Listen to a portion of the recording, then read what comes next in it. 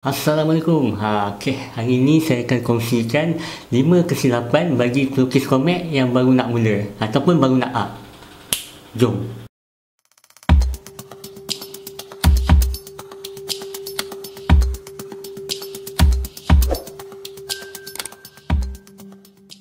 Okey, kepada yang baru follow saya Pak A ataupun Pak A Design, seorang pelukis komik dan juga graphic designer.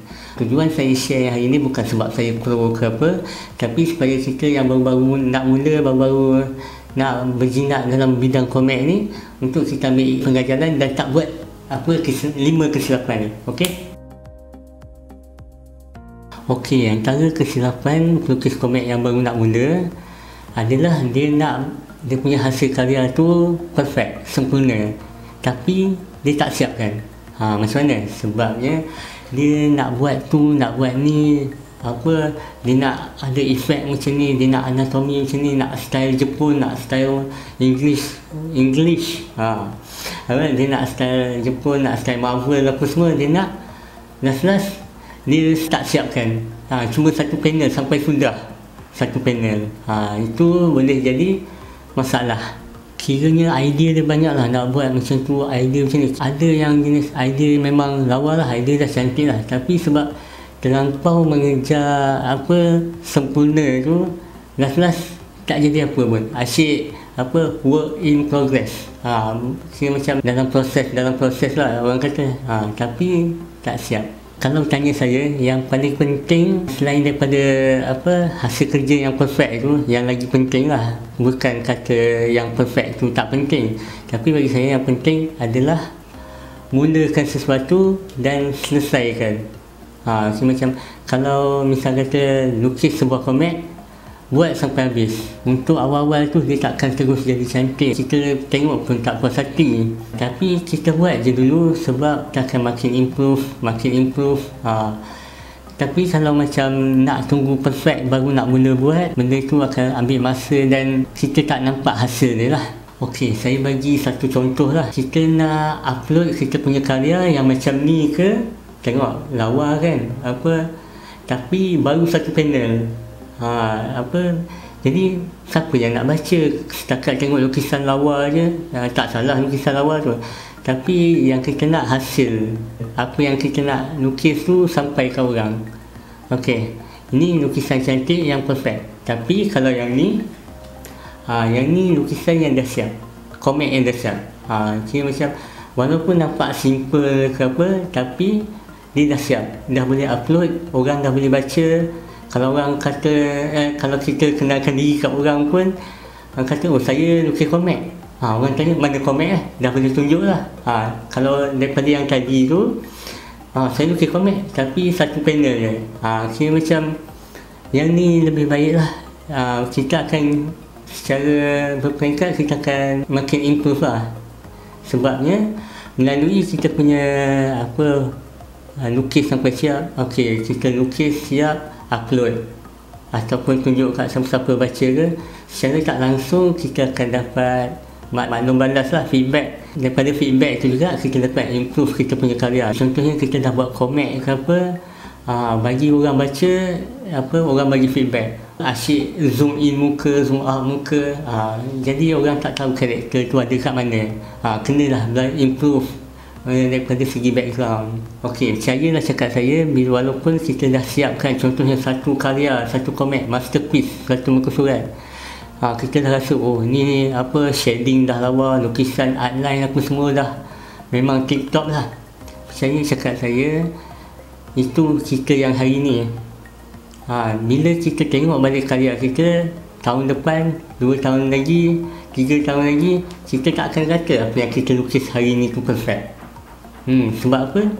Sebab kita dah improve. Kira macam nak tunggu perfect, kerja tak jalan. Okey, jadi kata kunci dia, mulakan. Okey, antara kesilapan lain pelukis komik baru adalah dia habiskan masa untuk bandingkan diri dengan pelukis lain. Komen ke, lukisan ke, orang tu lagi banyak follower ke, orang ni lagi banyak like ke, ataupun orang tu dah terbit buku, dia belum terbit buku. Benda tu jadi macam kacau fikiran dia. Benda tu jadi masalah bila dia buatkan kita jadi down. Baru siap lukis komen nak upload dekat Instagram ke Facebook, tapi lepas tu scroll tengok orang ni likers lagi banyak. Tengok yang kita punya apa 2 orang like, tu pun like sendiri.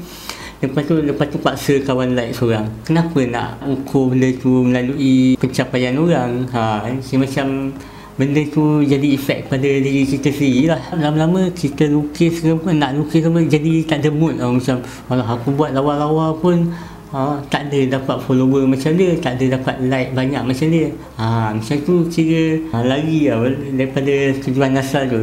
Kita nak berkarya, nak sampaikan manfaat ke orang, apa kita punya tujuan komen tu. Bila kita dah asyik duk banding dengan orang, kita akan berfokuskan kepada orang, bukan kepada kita, bukan kepada karya yang kita buat. Lagi satu, takkan nak marah orang lain lukis lagi lawa, orang lain punya komen lagi best. Dia usaha cara dia, kita usaha cara kita. Kita punya cara kerja, orang lain punya cara kerja. Apa yang kita belajar dengan orang lain belajar tak sama kan. Jadi mula-mula start terus power, tak ada yang macam tu. Okey, nasihat daripada saya, apa yang kita boleh buat bila tengok orang punya apa lukisan lawa ke, komen best ke apa yang kita boleh buat selain daripada duduk bila tengok bestnya banget tapi tak buat apa yang kita boleh buat? Belajar dengan dia. Instead of rasa jealous ke, rasa tak puas hati ke apa, duk dengki apa salahnya kalau kita tanya mana dia belajar, boleh tak nak belajar dengan dia. Dia ada refer YouTube siapa, ada refer buku apa-apa ke, dekat mana dia beli alat semua. Asalkan kira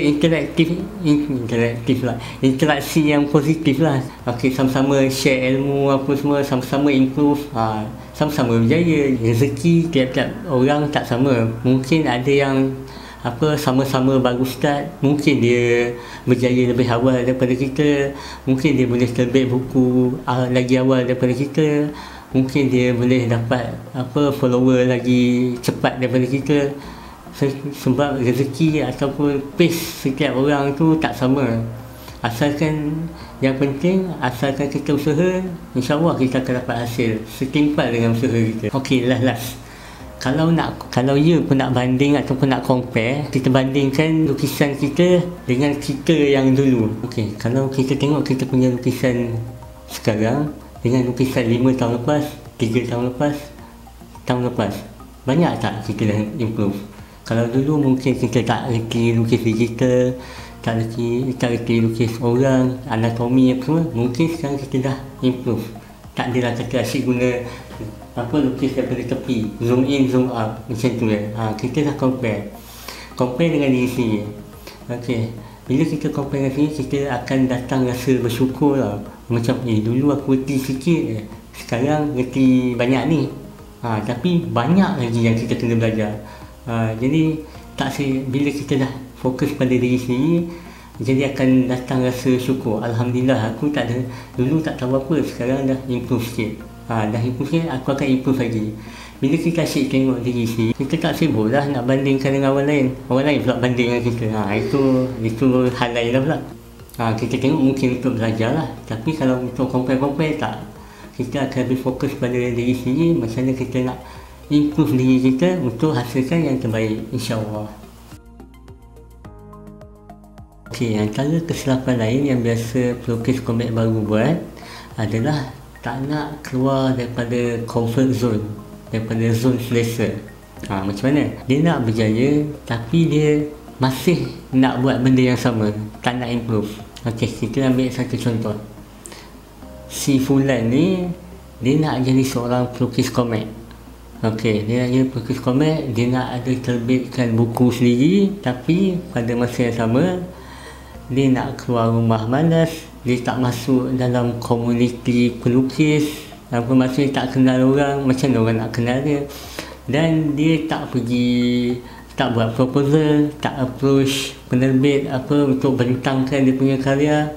Dia nak duduk kat rumah, tunggu orang kata nak tak buat komen dengan kami. Orang yang sama juga dia akan komplain, kenapa aku ni tak improve, aku masih aku tak pandai lukis, skill aku macam ni je. Kira dia tak keluar daripada ni, kita ambil satu zon selesa ni, dia dalam petak ni je, dia tak keluar dari situ. Dekat luar ni boleh jadi kita berjaya ataupun tak berjaya. Okey. Tapi kalau kita duduk kat dalam tu, macam mana kita nak tahu berjaya ataupun tak berjaya? Kita kena keluar daripada zon selesa kita tu. Asyik duduk rumah melukis, tak jumpa orang, tak jadi juga. Jadi juga, tapi bukan tu rare lah benda tu boleh berlaku. Penerbit yang datang cari kat rumah, tu cerita bakuman lah sebenarnya. Kalau tak belajar memang susah. Kalau macam nak tunggu pandai sendiri memang susah lah kata. Lagi satu yang jenis macam mana, macam tak reti nak lukis tangan ke apa, lukis karakter macam ni, tangan dalam poket, itu shortcut, kira trik lah kata. Tak berapa mahir lukis tangan, karakter ni tangan dalam poket dia manjang, dalam sweater, dalam poket macam tu dah settle. Bagi dia lah nasihat, saya usahalah untuk keluar daripada comfort zone tu. Tak kisahlah dalam bidang komik ke ataupun bidang apa ke, kalau kita tak cuba, kita tak try daripada luar kebiasaan kita tu, kita tak tahu sejauh mana kita boleh pergi. Saya boleh sarankan ambil kelas, banyakkan tengok tutorial. Ada kelas berbayar dekat YouTube, ada juga ada kelas yang bersiri, macam yang Tuan Nazri Salam buat, itu juga untuk kita improve. Lepas tu kalau ada event ke apa, kita boleh turun jumpa pelukis-pelukis komik tanah air lah, untuk kita minta tunjuk ajar pendapat macam mana apa yang diorang dah buat dulu, macam mana kita nak improve diri. InsyaAllah semua pelukis-pelukis kat Malaysia ni tak kelekut ilmu. Kalau tak jumpa depan-depan pun, at least kita boleh dekat media sosial, kita boleh DM, PM, chat lah, tanya apa yang patut, macam mana nak improve apa. InsyaAllah sedikit demi sedikit kita akan keluar daripada kita punya zon selesa. Antara kesilapan pelukis komik yang baru adalah daripada mula-mula melukis, daripada awal terus nak ada alat-alat yang canggih, alat-alat yang komplit. Macam ni, ataupun nak yang macam ni terus. Macam mana? Ciranya daripada awal-awal mula melukis tu nak terus ada pen digital, pen tablet, tab yang mahal-mahal, dan ada salah faham yang paling berat jugalah sebenarnya. Bila kata ada gadget canggih, lukisan jadi lawa. Betul ke? Takkan confirm buat lukisan tu jadi lawa, komik tu jadi menarik. Akan cari ramai follower. Gadget canggih apa semua ni, dia tak mempengaruhi pun kita punya komik. Dia cuma membantu je. Kalau kira nak lawa ke nak konflik ke apa, macam-macam medium kerja boleh buat. Tambah-tambah lagi, ni kalau macam yang adik-adik misalnya, ataupun yang belum bekerja lah, adik-adik kadang-kadang ada yang masih darjah ataupun masih tingkatan ke apa, terus nak mula melukis dekat media sosial ke mana, terus minta parent belikan gadget, ada yang beratus dan ada yang beribu lah. Itu jadi beban lah. Dia ada je alternatif lain, nak lukis pakai handset pun ada cara dia, ataupun boleh mula daripada tradisional, sebab kita semua pun start daripada tradisional kalau ikutkan. Dengan teknologi yang kita ada sekarang, boleh ambil gambar, boleh scan, tujuan dia tetap sama, lukis, scan, upload. Macam yang saya kata tadi, gadget mahal tak menjamin lukisan tu akan jadi power. Simple. Yang penting kita fokus dulu melukis. Alat-alat ni akan menyusul kemudian. Ada rezeki, bolehlah upgrade. Antara kesilapan yang popular jugalah bagi pelukis komik yang baru ni adalah Ni maaf cakap lah, ramai jugalah yang buat. Banyak habiskan masa jadi follower ataupun komentar. Apa yang dia buat, dia akan pergi ke page lain ataupun page pelukis komik lain, page art, untuk komen dekat bawah tu. Tak kira lah orang tengah komen pasal, orang tengah post pasal komik ke, announcement ke apa, dia akan komen dekat bawah tu dan akan reply setiap orang yang komen tu supaya saya ada lukis komik, saya ada buat lukisan, saya ada mewarna, follow page saya. Ini jadi komentar. Okay, awal-awal saya cakap, saya tak kata itu salah. Itu pun kaedah nak marketkan diri juga. Cuma je, kalau tiap masa tu komen macam tu, bila nak melukis? Saya faham dia punya concern supaya banyakkan like, followers, banyak like supaya orang support. Yang tu tak salah. Saya awal-awal tu macam tu juga. Tapi kalau duk sibuk tambah follower, tapi buka page dia karya baru ada 2. Itu pun satu untuk pengenalan diri, satu lagi komen. Macam tu je. Apa yang kita kena buat adalah banyakkan komen, banyakkan konten. Orang akan datang sendiri. Buat komen yang menarik, konsisten buat, lama-kelamaan orang akan datang sendiri, follower tu akan datang sendiri. Lagi satu, kalau kita asyik komen minta orang follow, dikhawatiri yang datang, yang like tu walaupun like banyak, dia bukan kita punya target audience. Jadinya benda tu bukan secara semula jadi. Benda tu macam orang suruh follow je lah. Jadi kita ada follower dalam kalangan orang yang macam follow je lah. Bukan sebab orang yang datang sebab kita punya komen, bukan sebab kita punya konten. Macam tu.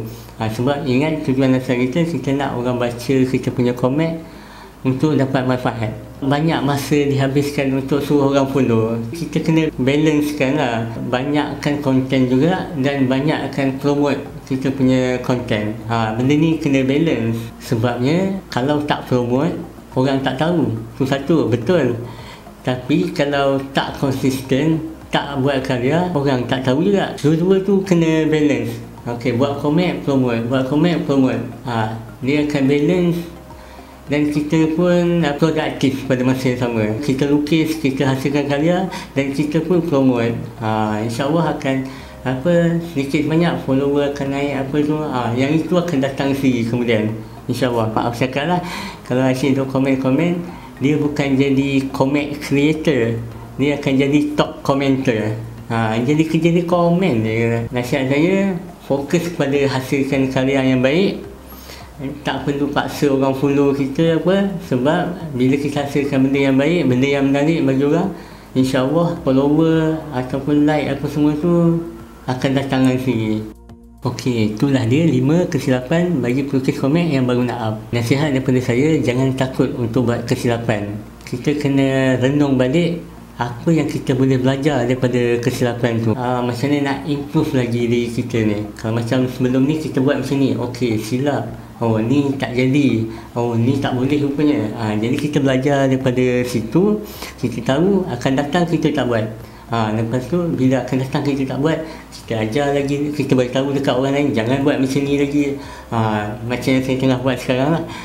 Jangan buat kesalahan yang kesilapan yang sama lah. Ingat balik apa tujuan dengan apa niat yang kita mula hasilkan komik ke, melukis ke InsyaAllah bila kita buat benda yang baik, hasilnya pun akan jadi baik. Okey, kalau korang ada apa-apa cadangan, pendapat ataupun ada kesilapan-kesilapan lain, boleh komen dekat bawah lah. Kod cerita nanti, tak nak, macam ni salah, jadi tak buat lah lain kali. Okey, jangan lupa untuk follow saya dekat Facebook, Instagram, sebab saya ada buat komen hari-hari insyaAllah. Jangan lupa untuk subscribe, tekan loceng semua tu. Dan kalau nak tengok video-video lain, boleh klik mana-mana satu lah. InsyaAllah semoga bermanfaat. Assalamualaikum.